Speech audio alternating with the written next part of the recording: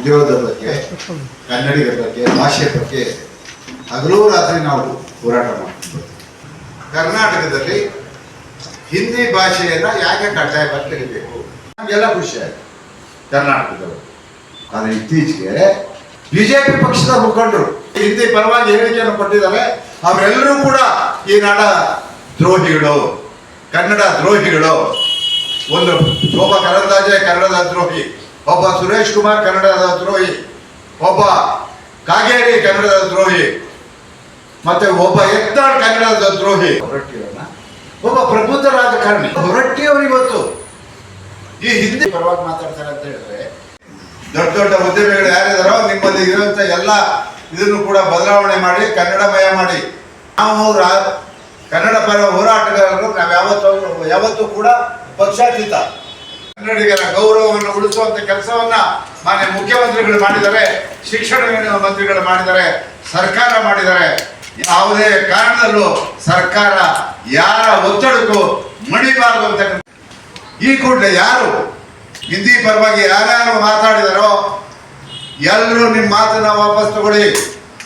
ಇಲ್ಲ ಅಂತ ಹೇಳಿದ್ರೆ ಮುಂದಿನ ದಿನಗಳಲ್ಲಿ ಕನ್ನಡ ಪರ ಹೋರಾಟಗಾರರು ನಿಮ್ಮ ವಿರುದ್ಧವಾಗಿ ಹೋರಾಟ ಮಾಡಬೇಕಾಗುತ್ತೆ. ಕರ್ನಾಟಕದಲ್ಲಿ ಇಲ್ಲಿ ಕಾರ್ಯಾಚರಣೆ ನಡೆಸಿದಂತ ಪ್ರಮುಖ ಬ್ಯಾಂಕ್ಗಳ ಆಡಳಿತ ಬಳಸದೆ ಇನ್ನೆಲ್ಲಿ ಯಾವುದು ಬೇರೆ ರಾಜ್ಯದಲ್ಲಿ ಬಳಸಕ್ಕೆ ಸಾಧ್ಯ ಇದೆಯಾ? ಈ ಉಡಾಫೆ ಮನೋಭಾವ, ತಾತ್ಸಾರ ಮನೋಭಾವವನ್ನು ಬ್ಯಾಂಕ್ನವರು ಆದಷ್ಟು ಬೇಗ ಇದನ್ನ ಎಚ್ಚೆತ್ಕೋಬೇಕು. ಇಲ್ಲ ಅಂತಂದ್ರೆ ಅವರ ಬ್ಯಾಂಕಿಂಗ್ ಚಟುವಟಿಕೆಗಳಿಗೆ ತೊಡಕಾಗುತ್ತೆ. ಹಾಗಾಗಿ ಇದಕ್ಕೆ ಸಂಘರ್ಷಕ್ಕೆ ಅವಕಾಶ ಮಾಡಿಕೊಡದೇನೆ ಕೇಂದ್ರ ಸರ್ಕಾರದ ಬಿಜೆಪಿ ಸರ್ಕಾರದ policy, reserve bank policy, Karnataka ಸರ್ಕಾರದ ಪಾಲಿಸಿ, ಬ್ಯಾಂಕ್ನವರು ಇದನ್ನ ಅರ್ಥ ಮಾಡ್ಕೋಬೇಕು. ಬಹುತೇಕ ರಾಜ್ಯಗಳಲ್ಲಿ ಕೇಂದ್ರದಿಂದ ನಮ್ಮವ್ರು ಯಾಕೆ ಕಮ್ಮಿ ಆಗ್ತಿದ್ದಾರೆ? IAS IPS ಗಳಿಗೆ ಉತ್ತರ ಭಾರತೀಯ ಯಾಕೆ ಆಯ್ಕೆ ಆಗ್ತಾರೆ? ಕರ್ನಾಟಕದವರ ಪ್ರಜ್ಞಾವಂತರು, ಅತಿ ಹೆಚ್ಚು ಶಿಕ್ಷಣ ಸಂಸ್ಥೆ ಹೊಂದಿರುವಂತ ಜಾಗ, ಇವೆಲ್ಲವೂ ಇದ್ದಾಗ ಯಾಕೆ ನಮ್ಮಲ್ಲಿ IAS IPS ಗಳು ಬರ್ತಾ ಇಲ್ಲ? ಹಿಂದಿನ 50 ದಿನ 100 ಮಾಡಿ ಅದನ್ನ ಕಡ್ಡಾಯ ಬೇರೆ ಮಾಡಿ ನಮ್ಗೆ 95% ಬಾ ಅಂದ್ರೆ 1,42,000 ಜನ ನಾವು ಪ್ರತಿ ವರ್ಷ ಪರೀಕ್ಷೆ ಫೇಲ್ ಆಗ್ತಾರೆ. ಹಿಂದಿಲಿ ಎಲ್ಲಿ ಬರುತ್ತೆ 95%? 3 ಸಬ್ಜೆಕ್ಟ್ ತಗೊಂಡ್ರೆ, ದ್ವಿಭಾಷೆ ಅಂತ ತಗೊಂಡ್ರೆ ನನ್ನ ಮಾತೃಭಾಷೆ ಮತ್ತು ಇಂಗ್ಲಿಷ್ ಈ ಎರಡರಲ್ಲಿ 95% ನಾವು ಈಸಿಯಾಗಿ ತೆಗಿಬೋದು. ನಾವು ರಾಜ್ಯದವರು ಶಿಕ್ಷಣ ಕ್ಷೇತ್ರದಲ್ಲಿ ಇದ್ದಂತಾರೆ ಆ ವಿಶೇಷ ಕಾಗೇರಿ, ಸುರೇಶ್ ಕುಮಾರು, ಹಾಗೆ ಪುಟ್ಟಣ್ಣಯ್ಯ, ಹಾಗೆ ಬಸವರಾಜ್ ಬರಗಟ್ಟಬೇಕು. ಅವ್ರನ್ನ ಹೋರಾಟದಲ್ಲಿ ಆ ಅಮ್ಮನ ಹಿಂದಿ ಕೇಳಿದ್ದೀರ ನೀವು, ಒತ್ತಡ ಹಾಕ್ಬಾರ್ದು ಅಂತ.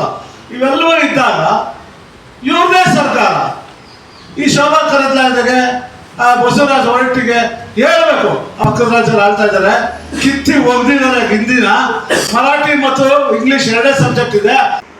ಇಂಥ ನಾಡದ್ರೋಹಿಗಳ ವಿರುದ್ಧ ಬರೀ ಕನ್ನಡ ಹೋರಾಟಗಾರಲ್ಲ, ಸಮಸ್ತ ಕನ್ನಡದ ಬಾಂಧವರು ಧ್ವನಿ ಎತ್ತಬೇಕು. ಈ ಹೋರಾಟವನ್ನ ಕೈಗೆತ್ತಿಕೊಂಡಂತ ಪಾರ್ವತೇಶ್ ಮತ್ತು ರಾಧಾಕೃಷ್ಣ ಅವರಿಗೆ ನಾವು ಮೊದಲು ಧನ್ಯವಾದಗಳು ಹೇಳ್ತೀನಿ.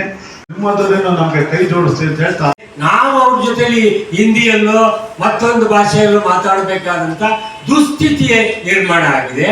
ಆದ್ರೆ ಅವರು ನಮ್ಮನ್ನ ಅವರ ಹಿಂದಿಯನ್ನು ಕಲಿಸಬೇಕಾದ್ರೆ ಅವ್ರು ನಮ್ಮನ್ನ ಆಟ ಆಡಿಸುವ ಮಟ್ಟಕ್ಕಿದ್ದಾರೆ. ಮುಂಚೆ ಉತ್ತರ ಭಾರತೀಯರ ವಲಸೆ ವಿರುದ್ಧ ಹೋರಾಟ ಮಾಡಬೇಕಾಗಿದೆ, ಅವ್ರ ಭಾಷಾ ದಾಳಿ ವಿರುದ್ಧ ಹೋರಾಟ ಮಾಡಬೇಕಾಗಿದೆ, ಹಿಂದಿ ಭಾಷೆಯ ದಾಳಿ ವಿರುದ್ಧ ಹಾಕಿದ್ದು ಮತ್ತೆ ಜೈಲ್ಗೆ ಹೋಗಿದ್ದು ಅವೆಲ್ಲ ನಮ್ಮ ಪಾಲಿನ ಹೆಮ್ಮೆ.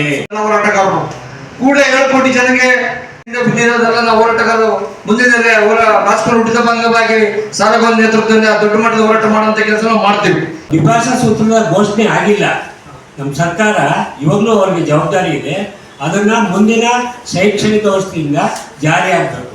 ಕಾನೂನು ಸಲಹೆಯನ್ನು ತಗೊಂಡು ಅವ್ರ ಮುಂದೆ ಇಟ್ಟು ಅದನ್ನ ಖಂಡಿತವಾಗಿ ನಾವು ಮಾಡಿಸ್ತೀವಿ ಸರ್. ಯಾವ ಕಾರಣದಲ್ಲೂ ಅದು ಇಲ್ಲ ಆಗಬೇಕು.